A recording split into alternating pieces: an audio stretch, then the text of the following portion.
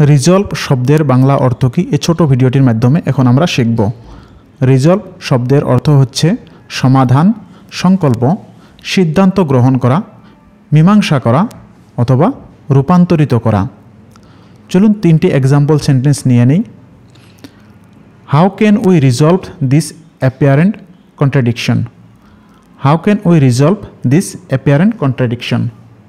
কিভাবে আমরা এই আপাতদণ্ড সমাধান করতে পারি?